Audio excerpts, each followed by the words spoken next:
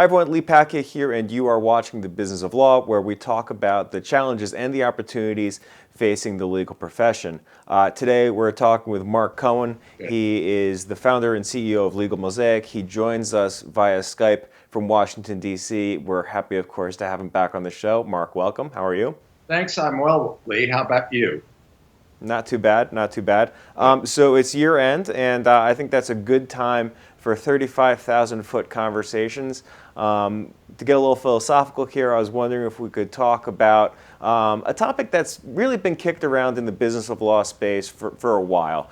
For quite some time now, lawyers, law firms, other organizations have pointed out, some artfully, some not so artfully, that law school graduates aren't quite ready, not quite in possession of the skills required to service today's clients.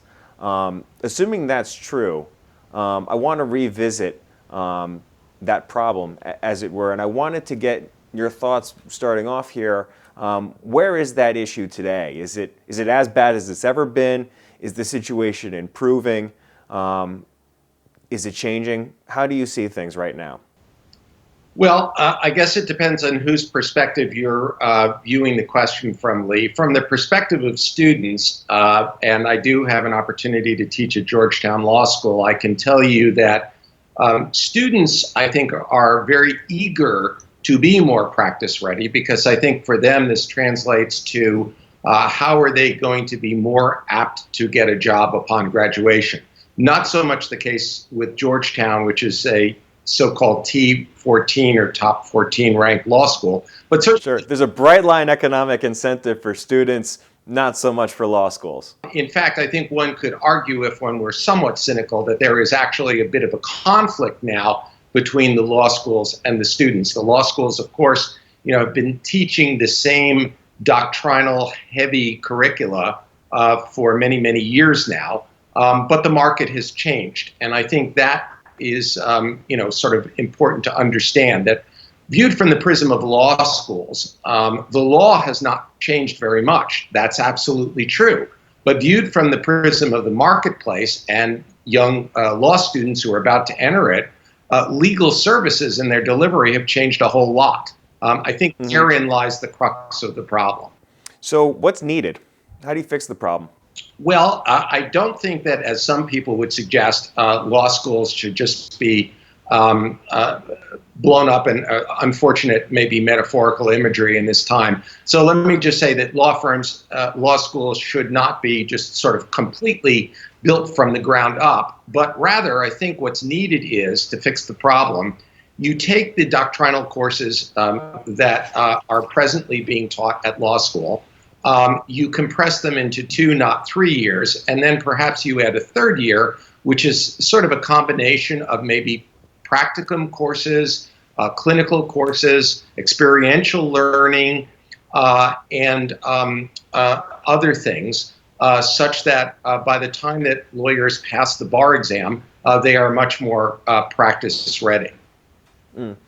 Yeah, it's interesting. You kind of danced around the issue I wanted to get at in my next question. At what point, and I think we've seen this a little bit already in 2015, I'm wondering if we're going to see more of it in 2016, are law schools getting to the point where they really need to take a hard look at the economics of the situation and recalibrate their pricing if they're truly not delivering what the market wants? That is to say, practice-ready graduates of these institutions that can plug into any law firm around the world and start servicing the clients that they have. Is that really where people running these institutions need to have their heads at?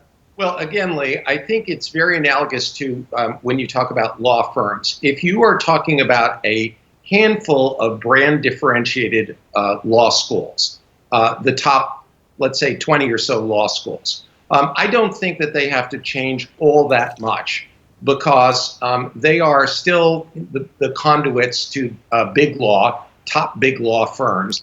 And top big law firms, frankly, are prepared to take the loss leader of having quote unquote unprepared lawyers. But the other 180 or so law schools out there, just like the other 180 or so law firms in the AmLaw 200, if that still exists in a meaningful way. Those are the folks that are going to have to make some significant changes. And I've already heard from a number of law school deans off the record that they fully expect that in the next 5 to 10 years that there are going to be a number of law schools that are going to fail, and that a number of law schools also are going to have to merge, consolidate, or do some form, very much like the law firms are doing, of pooling their resources. Because clearly the bubble is about to burst, and that's, I think, reflected by the fairly marked decrease in applications to law school and the lower test scores. Yeah, so it seems like from your answer, you're starting to see a change of opinion when you go out and you talk to people who are running law schools or law firms. There seems to be almost more of a universal acknowledgement now that there's a real glut in the pipeline, and that needs to be recalibrated. That said, we've been reporting on this issue for a while now, and we haven't seen too many law schools fail yet. So it's an interesting puzzle that we have in front of us, isn't it?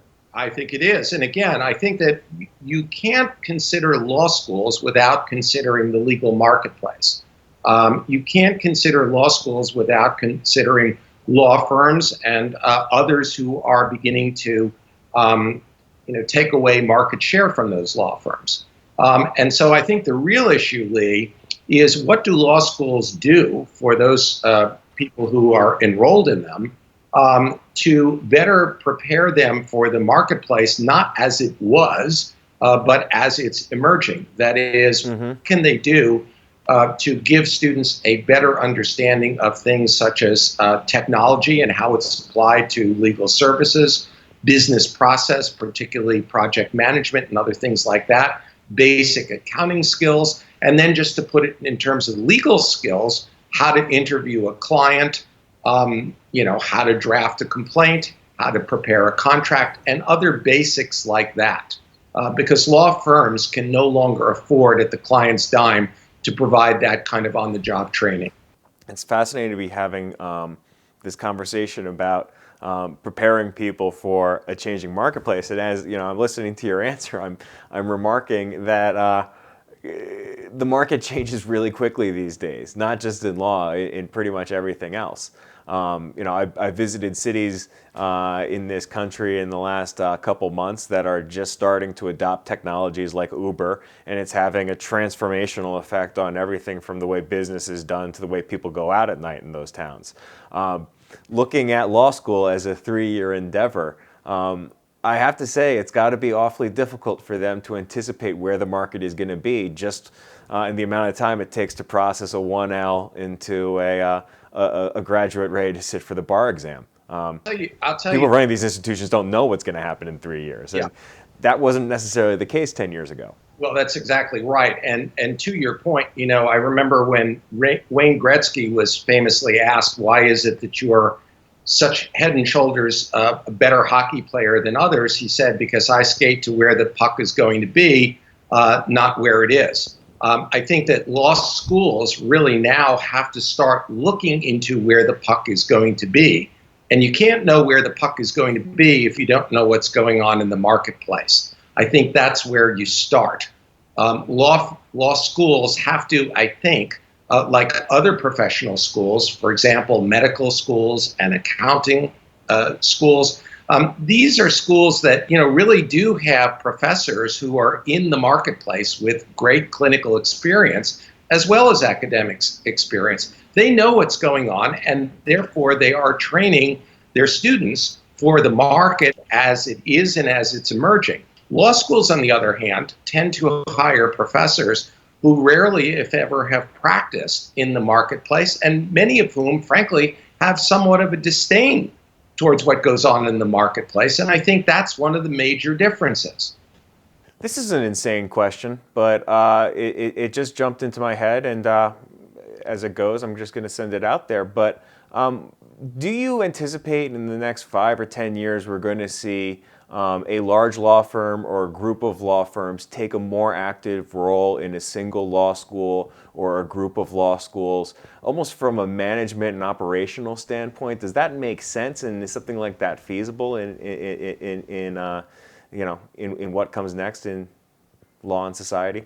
I think it's not an insane question at all. In fact, I think you can find precedent for it, not in law schools necessarily, but certainly in other types of academic institutions. For example, as you probably know, a number of for-profit schools are engaged in partnerships with the private sector to deliver the kinds of graduates that they need to fill in jobs. Now, there was a time, I suppose, when people in academic life would say, well, you're turning academic institutions into vocational ones. But I think today, given the amount of student debt, whether it's undergraduates or whether it's law students, I think that law students certainly can no longer afford that luxury.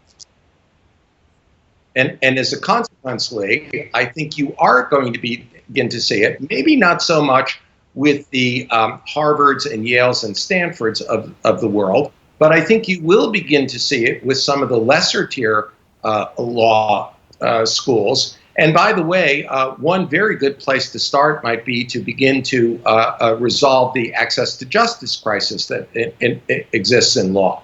And how can law schools partner with bar associations and other not-for-profits to begin to meaningfully address big societal issues like access to justice? That, I think, presents some great opportunities for law schools, for law students, and for society as a whole. Cool. I think, Mark, in the answer to that question, we figured out what we're going to have you on the show to talk about next time.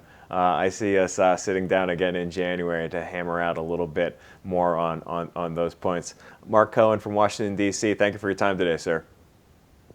My pleasure, Lee. Always great. That's what we have for this week. If you'd like to see more of the stuff we're working on, be sure to go check us out online. You can find us at mimesislaw.com under the Business of Law tab. If you're listening on iTunes, be sure to give us a review in the review section. It makes all the difference in the world. And if you're watching on YouTube, help us out and give us a like and a subscribe. I'm Lee Packia. Thanks for watching. See you next time. Press conferences, prosecutors and authorities were careful to say Ponzi-like, not Ponzi. Is there a meaningful difference, or is that just window dressing?